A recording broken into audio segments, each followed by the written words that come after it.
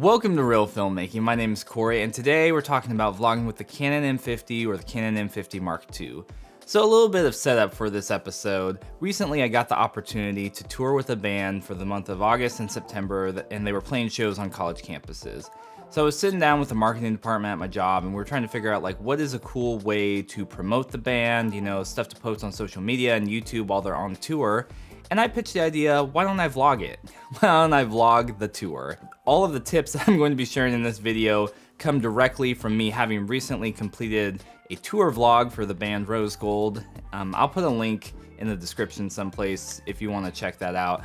But finishing this tour vlog and compiling everything I just learned recently and sharing it with you. These tips will mostly be for Canon M50 or M50 Mark II users, but if you don't have a Canon camera, you can still stick around if you're interested in learning about vlogging settings for camera, because a lot of the things are just general principles that will apply to any type of camera. So my first tip is to choose a lens that has a variable focal range and has image stabilization. And if you bought an M50 or an M50 Mark II, you probably have a lens that fits this bill, and that is the 15 to 45 millimeter kit lens. Now I know a lot of people throw hate at the kit lens. I think it's actually a great lens. I did a video about it a while ago, you can check that out. But the kit lens really worked for all the needs I had while I was vlogging. This lens does a great job of being able to set me up for wide shots. If I need to punch in to go at 45, I can get the tighter shots with that.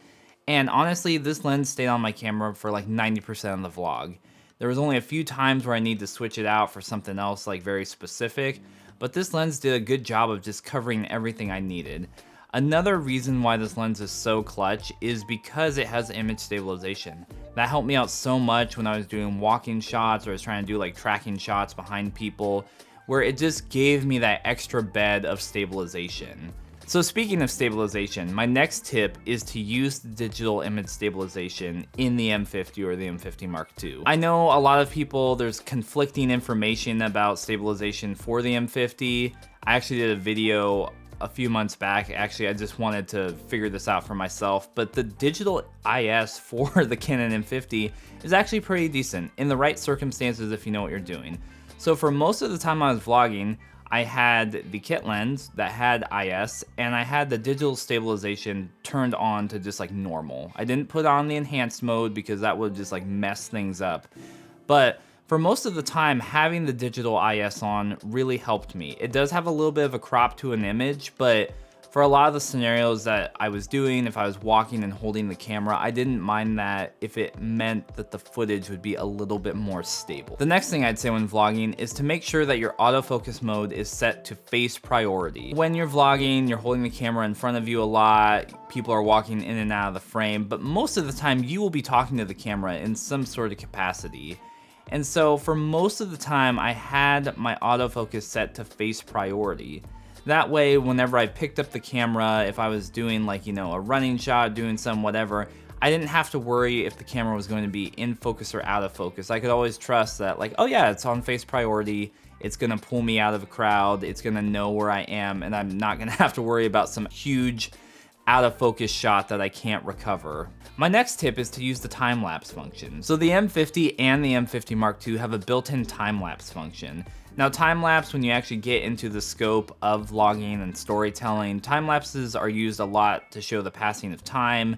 Maybe it helps you bridge from one scene to the next scene, maybe like you're traveling someplace, or, you know, I used them a lot in like a setup context if the band was setting up and then they would get on stage and play. It's a good transition piece. The M50 makes it so easy where you can literally go in, set how long you want the time-lapse to be. It will, you know, set up on the tripod, get it all good to go, and it will take the shots for whatever interval you set and stitch the whole movie together. I will tell you, as someone who, coming from the old school of time-lapsing, where you set up your camera and you take an individual picture and then you pull it into Lightroom or Photoshop and you stitch them all together to make a time-lapse video, this saves you so much time. My next tip is to please use an external microphone when you are vlogging. A camera is a camera because it's designed to capture images, and it just has a microphone thrown in there just for, like, you know, to say that they have one. But that microphone is not meant to capture high quality audio. You have to have some sort of microphone, whether it be a small shotgun microphone, a wireless, like, you know, receiver, lapel microphone, whatever. You need to have some other source of audio, so that way your camera has something that is amplifying the sound and the camera itself is not just using its built-in microphone. So for example, it would be horrible, like in this video, if you're watching and you've got good audio quality and then all of a sudden it goes to the camera's audio. You're like, what is this? You're gonna click off the video in like 3 seconds. So make sure you have an external shotgun microphone or a wireless mic or something that is feeding your camera good audio. My next tip specifically for vlogging with the Canon M50 is to use the Canon Camera Connect app. Now I've done a video about this. I'll throw a link someplace or here. I don't know where the links go nowadays. In the bottom, the cards up here, I don't know. It'll be someplace. But the Canon app is so crucial for setting up shots, like if I'm trying to walk into frame or I'm trying to time something specifically, where I can essentially turn my phone into a remote and I can see a live preview of what the camera's seeing.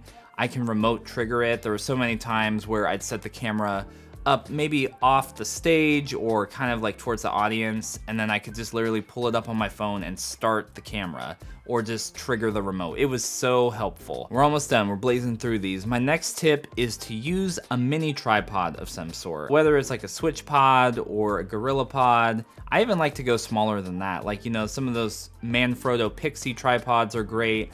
I had some jank, really rough and tumble tripod, like it had seen some stuff. Let me see if I can find it. So I used a small little tripod like this. I lost 2 of the feet while I was out, but like it's so small. You can see how small this is, and so you slap it onto something like the M50, you know, that's about this size. It was really comfortable for me to just hold it.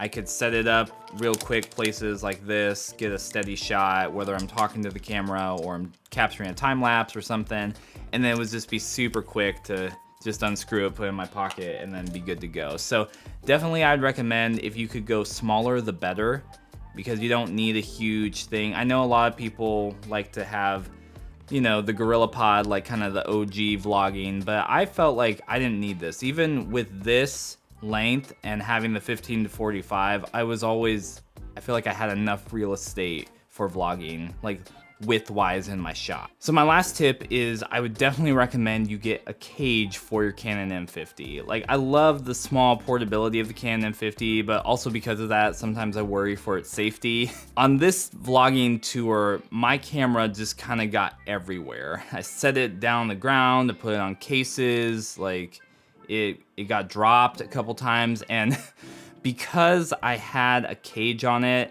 that basically saved my camera so many times, because if the camera fell, it was the cage that took the impact. Or if I set the camera straight on like the gravel or the pavement, it was the bottom of the cage that got scratched and not my camera. So there's so many reasons that a cage is beneficial. You have extra mounting points if you want to have a different handle or put it onto a tripod really quick. For so many reasons, I would definitely say get a cage. So those are all the practical tips that I learned about using the Canon M50 or the M50 Mark II for this vlog. It was a really fun experience, a lot of like kind of just learning on the fly, but this camera was, I mean, it's so popular because it was designed to vlog with.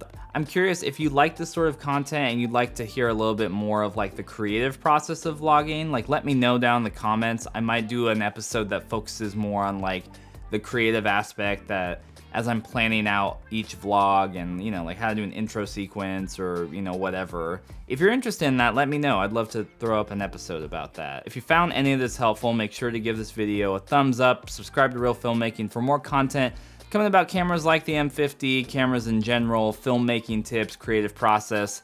And until next time, keep making movies and watching movies, and I'll see you on Reel Filmmaking.